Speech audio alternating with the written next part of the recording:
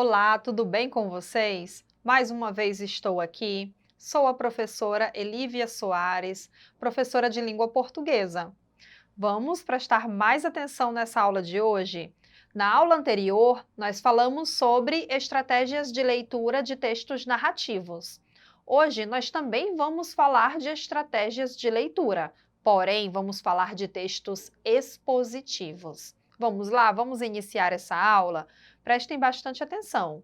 Olha essa imagem. Nessa imagem, dentro tem vários nomes de gêneros textuais: enciclopédia, entrevista, conferências, panfletos informativos, seminário, verbete de dicionário, palestra, resumo. Gente, cada nome nesses retângulos, são gêneros textuais. E o que eles têm em comum? Todos esses gêneros textuais predominam a exposição. Eles são do tipo expositivo. Vamos relembrar o que é um texto expositivo para a gente verificar as estratégias de leitura de um texto expositivo. O texto expositivo, ele explana, ele fala sobre determinado assunto. No texto expositivo, prioriza a mensagem, prioriza a informação, prioriza o conhecimento do leitor. A linguagem é impessoal, ou seja, não há pessoalidade, não há uma opinião ali explícita do autor, porque o objetivo é mais expor um assunto, informar, levar o conhecimento. Podem ser de dois tipos, só que nós temos o texto expositivo e nós temos o texto expositivo argumentativo, perdão, e temos o texto expositivo informativo. Qual a diferença? O texto expositivo argumentativo, além de apresentar o tema, o autor foca nos argumentos necessários para a explanação de suas ideias. Dessa forma, recorre aos diversos autores e teorias para comparar, conceituar e defender sua opinião. Então, você veja que tem uma defesa. Já no texto expositivo informativo, o objetivo é somente transmitir informações, tá? Com no máximo de neutralidade, neutro, sem nenhuma opinião. Sabemos que são muitos os textos expositivos e, a todo momento, estamos em contato com alguns em busca das informações que eles nos trazem, sendo assim, para ler e compreender de fato as informações de um texto expositivo, podemos adotar algumas estratégias de estudo. Vamos ler um texto expositivo e depois vamos falar sobre estratégias para que a gente possa compreender melhor esse tipo de texto. O texto que nós vamos ler é intitulado Verde Energia. Vamos lá, acompanhem comigo aí de casa, leiam junto. Pare um segundo para pensar sobre as fontes de energia que você conhece. Lembrou das usinas hidrelétricas, da captação de energia solar? Pois vou falar de uma coisa que você nem imagina que possa gerar energia: capim. Uma espécie de origem africana, o capim-elefante, vem despertando a atenção de cientistas e produtores como matéria-prima para fazer um combustível eficiente e amigo do meio ambiente. O capim-elefante é uma alternativa tanto ao uso de combustíveis fósseis, como carvão mineral e óleo diesel, quanto às biomassas já tradicionalmente utilizadas para geração de energia elétrica ou produção de biocombustíveis, como a cana-de-açúcar e espécies florestais, garante a engenheira Márcia Mitiko Onoyama, da Embrapa Agroenergia. Aí embaixo vocês têm a imagem, né, do capim e ao lado o seu nome científico, popularmente conhecido como capim-elefante. A espécie recebeu este nome devido ao seu tamanho. Com apenas 90 dias de idade, ele pode passar de 2 metros de altura.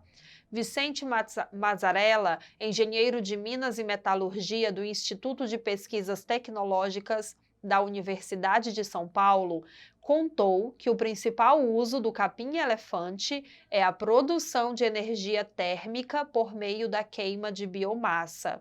Literalmente pondo lenha na fogueira, o capim pode ser compactado e transformado em lenha ecológica, o que facilita a queima e a estocagem.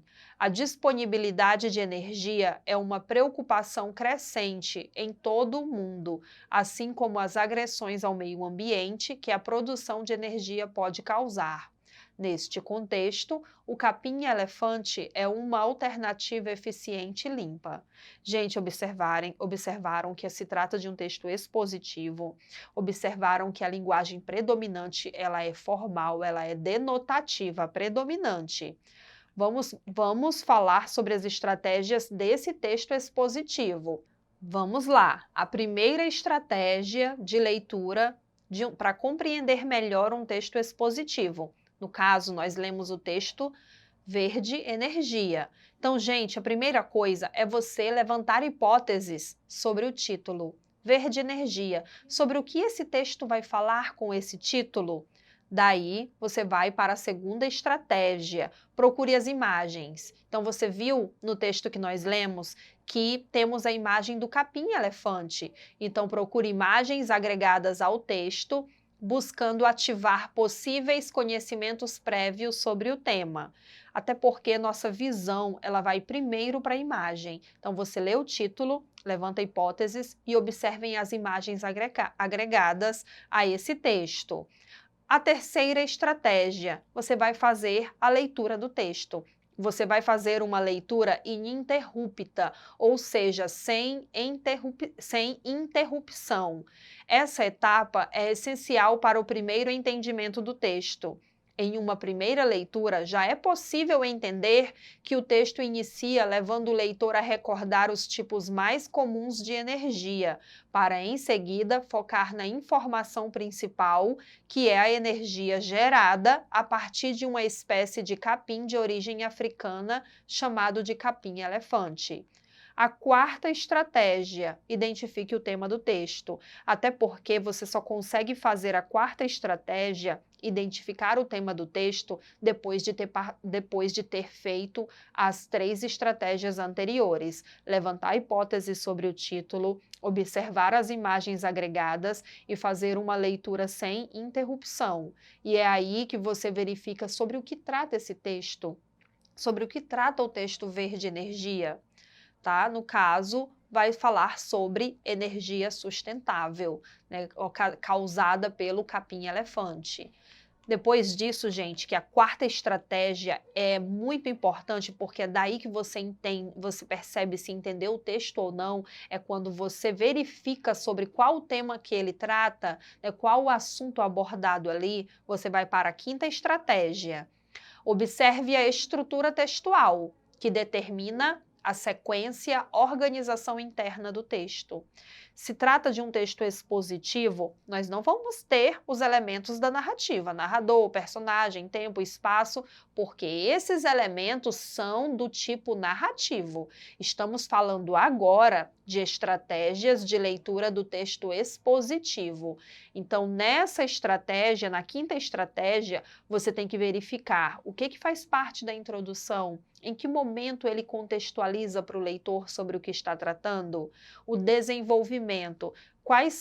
Qual é a progressão de ideias colocada aqui no desenvolvimento, que ele fala sobre o capim-elefante, como ocorre essa energia sustentável ocasionada por esse capim, e a conclusão, como ele fecha as ideias, ele traz uma solução para o problema, ele fecha voltando para a tese apresentada, como ele finaliza esse texto. Então, você precisa determinar essa estrutura dentro do texto expositivo.